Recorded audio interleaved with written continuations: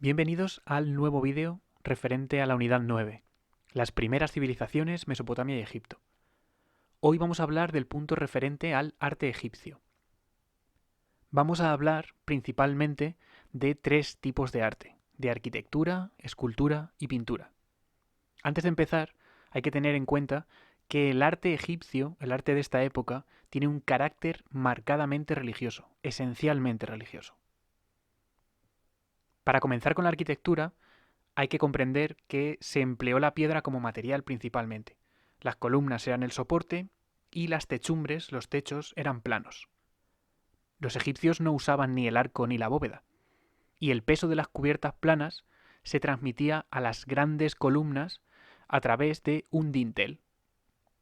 Para decorar los edificios se grababan relieves y se pintaban escenas en los muros. También se llenaban de esculturas, muchas de ellas de grandes dimensiones. En el arte egipcio es muy importante lo colosal, lo grandioso.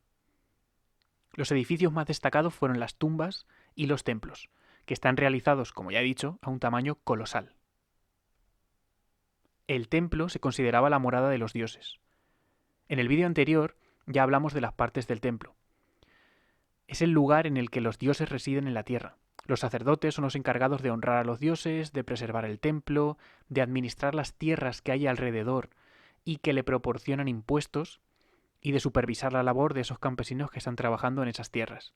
Eran los responsables del culto y junto al faraón los únicos que podían ver a los dioses y comunicarse con ellos, como ya hemos dicho en el vídeo anterior. Los fieles no podían entrar a las partes privadas del templo. Luego estaban las tumbas, que tenían unas dimensiones también colosales. Las tumbas eran construidas por y para los faraones, para su familia y para los grupos sociales privilegiados, la alta nobleza y la aristocracia. Los más pobres no tenían tumbas, eran sepultados simplemente bajo la arena del desierto y ya está. En las tumbas vamos a ver una tipología diferente. El primer tipo son las mastabas. Las mastabas son pirámides truncadas, cortadas, o sea, solo es la base de lo que conocemos como pirámide. Están compuestas por una estructura rectangular que tiene una cámara funeraria subterránea por debajo. Luego tenemos las pirámides, que es simplemente una acumulación de mastabas. Yo voy colocando una mastaba encima de otra y al final acaba formando una pirámide escalonada. Esa pirámide escalonada se afila, se le suavizan los bordes y encontramos las pirámides que conocemos hoy en día. Son construcciones que en su interior esconden diversas galerías y cámaras que ayudaban a evitar los saqueos del ajuar funerario, de los objetos que se enterraban con los faraones. Como ejemplo de pirámide escalonada tenemos la del faraón Zoser, y como ejemplo de pirámide, como la conocemos hoy en día, tenemos las de Keops, Kefren y Micerinos. El tercer tipo de tumba es el hipogeo. Un hipogeo es una cámara funeraria enorme que está oculta bajo tierra para evitar los saqueos y que está muy decorada. Es una galería que se adentra en la tierra y que al final del todo tenía la cámara funeraria.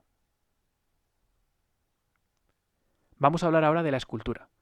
La escultura representó a dioses y diosas, a faraones, a altos funcionarios, a personas de los grupos privilegiados, y estaban concebidas con una gran rigidez.